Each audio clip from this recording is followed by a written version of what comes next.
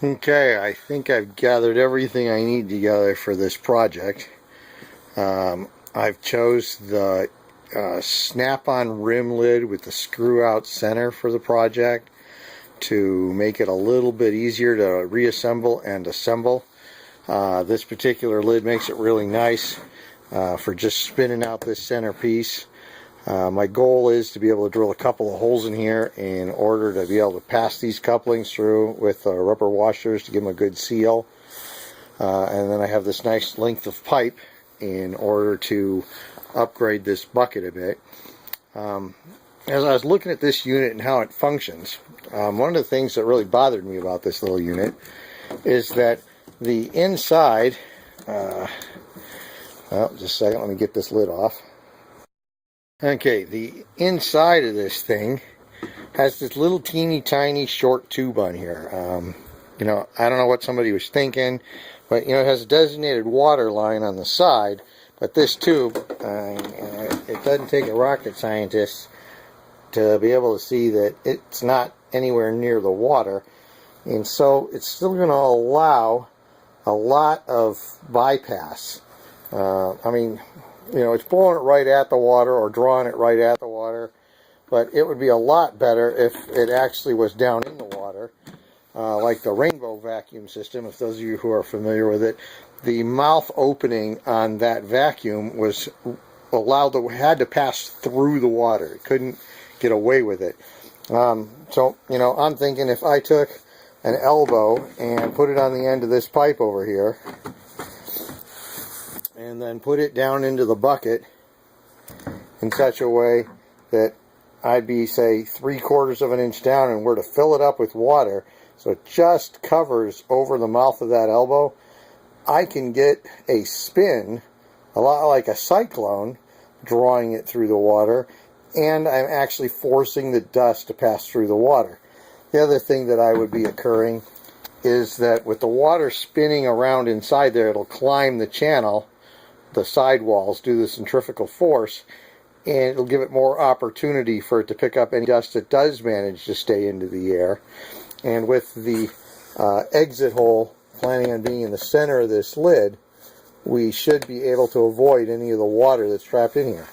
Now, I'm not overly worried about that. I mean, it is a wet, dry vac, but I'm thinking that that would be the best way to eliminate all the dust from the system.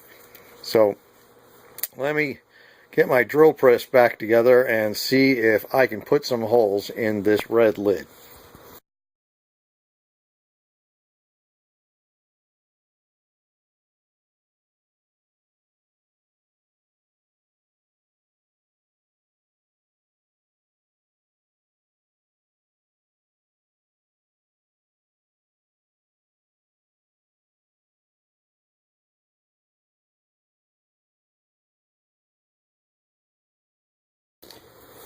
Okay, so now that we got the holes in the lid, now we want to look at what length do we need these things to all be in order for this to work. Now, I'm thinking that I'd like 1/4 of this distance to be filled with water as my minimum basis. So if I was to put this down in here, I'd like it to come up to the top of this line right here. So if we were to take our ruler, we'd find that the bucket is basically 14 inches deep. And so if we want 1/4 of the bucket to be filled with water, that'd be 3.5 inches. So to be 3.5 inches from that spot there on a 14-inch deep bucket, and then this lid is going to offset into there at least 1/2 inch. This doesn't have to be an exact science. So we're looking at wanting to come all the way up to about here for our cut. And then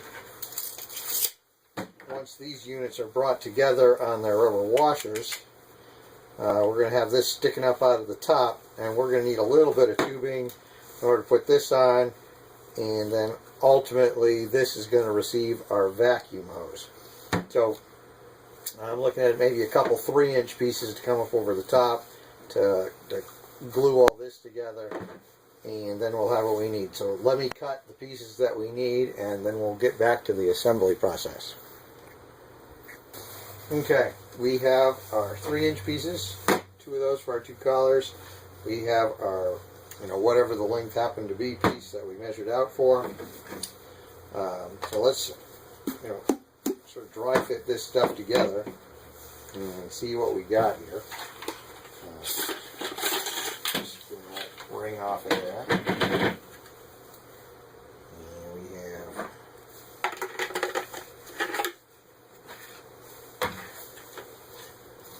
all this out of our way here. We have a rubber ring.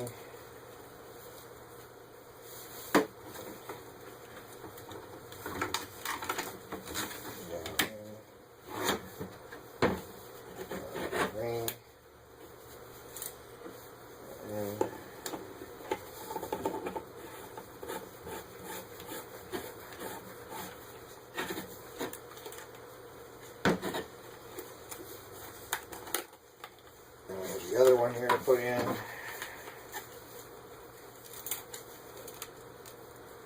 Wash it up there. This one's going to be a little harder to get it in here. It's just really, really tight area to cram this thing into.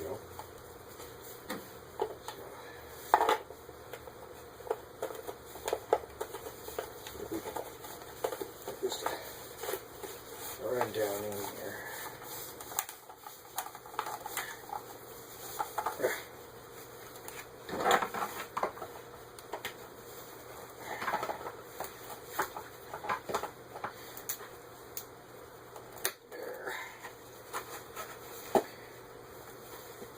Okay.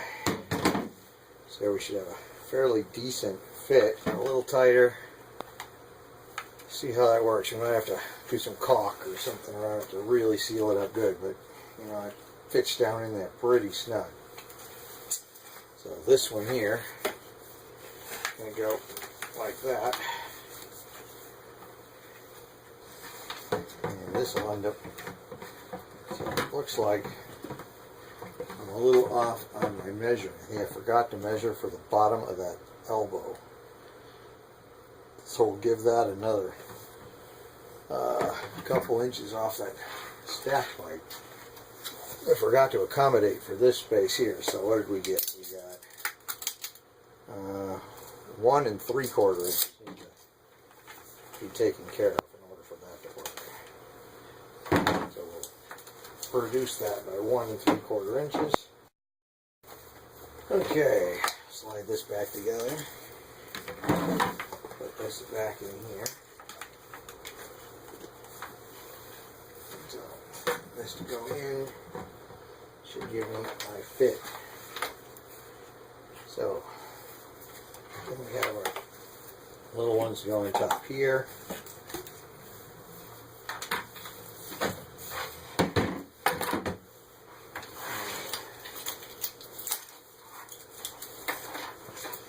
These to go on here.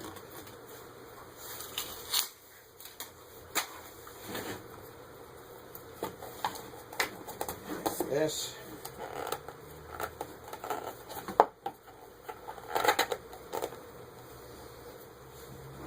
Giving us a combination like something like that. So I'll get both my vacuum tubes into that and hook that into my system. So let me get this ring snapped on this bucket, maybe we'll throw some water into it and give it a test spin.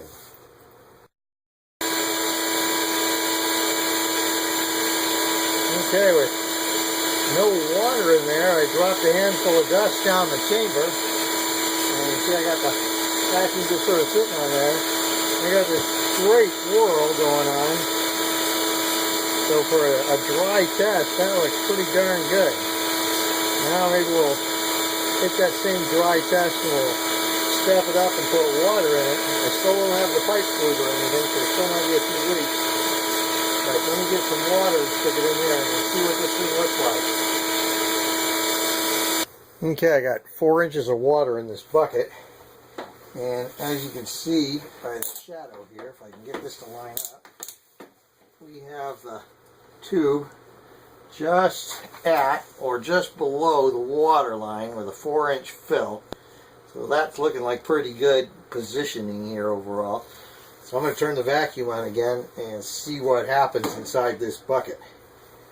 Good suction. Yeah, I got really good suction right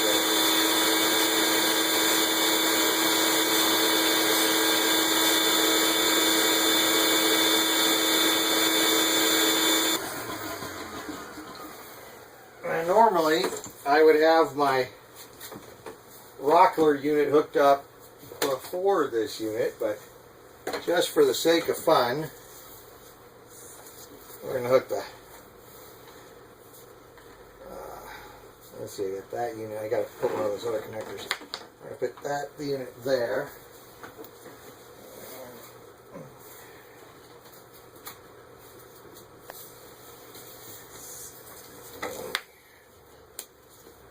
This unit here, and remember, we don't have an airtight seal or anything, so we're just testing this out. You know, see about doing a little vacuuming.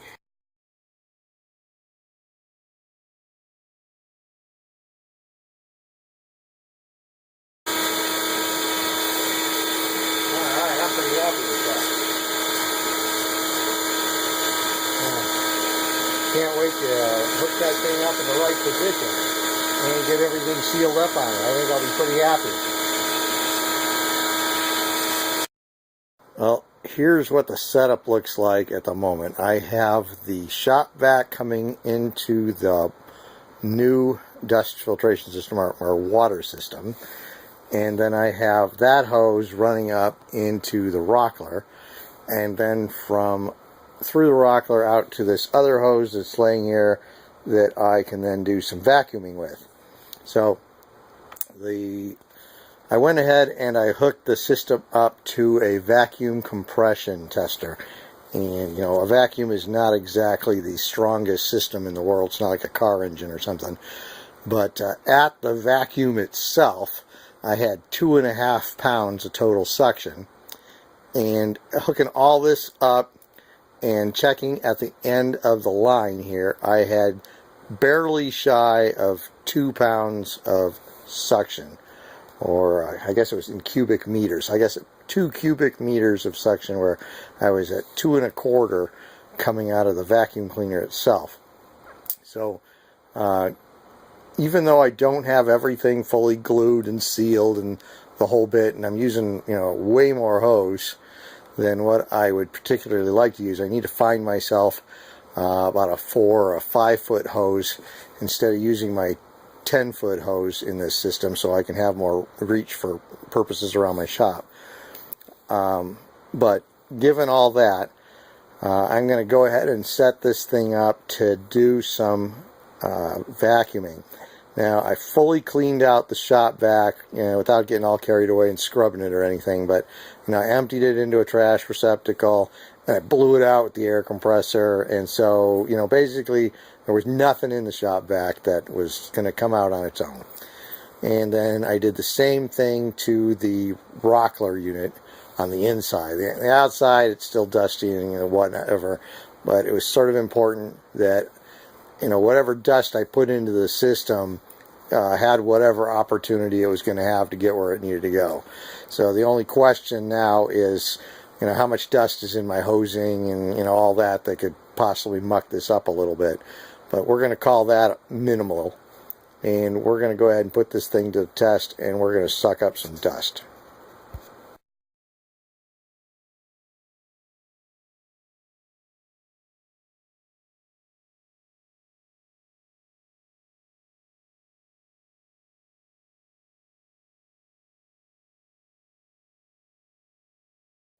Okay, I was having such a good time doing some cleaning that I went ahead and blew out my saw cabinet and sucked up all that dust as well. So, believe me, I had plenty of fine dust. I had a pretty good cloud going in here. And now that the dust is settled and everything's quiet, I am going to take this thing back apart and see what we have. Okay, let's see here. This is what we've got inside the rockler system here. So, quite a bit of dust. Got some pretty cool wave action going on with all that dust that's in there. So, let me move this aside and let's get to the next part. Okay, when I took apart the bucket unit over here, I have some water that got sucked up through the middle.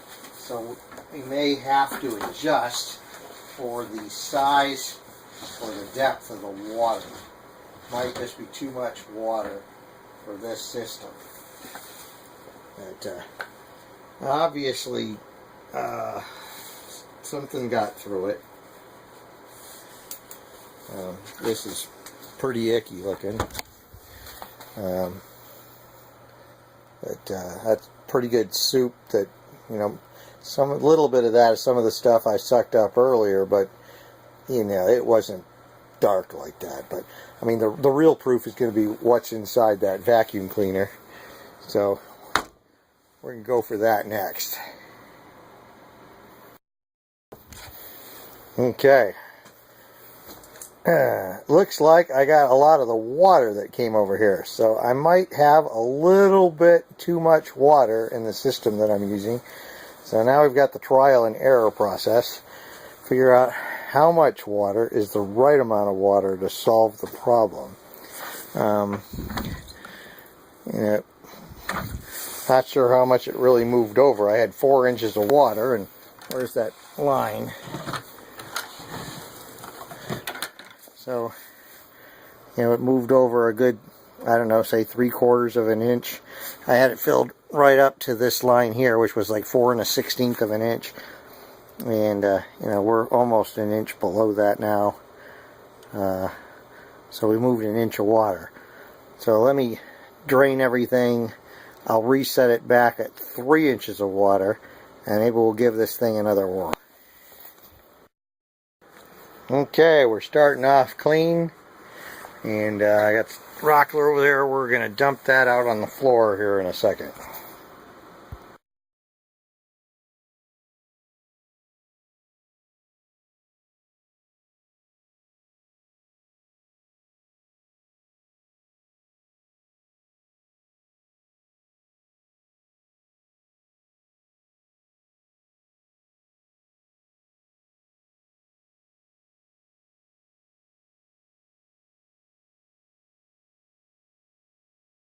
Okay, we got that all picked up. We're ready to disassemble and see what we got.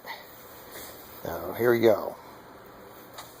Alright, looks like we still had a lot of stuff get past that rockler filter, but let's see how well this filter did.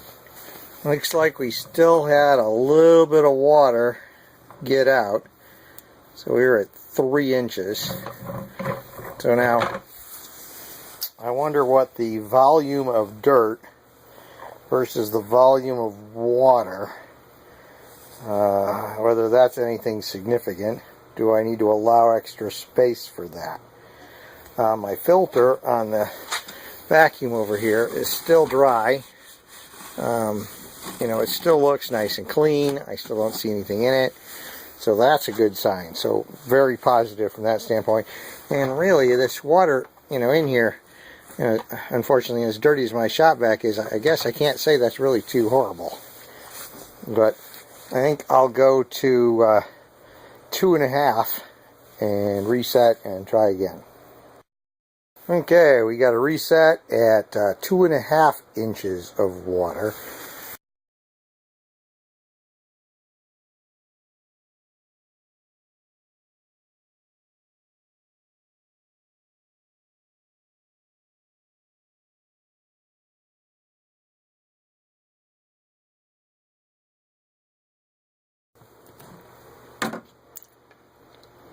Well, 2.5 inches doesn't look too bad.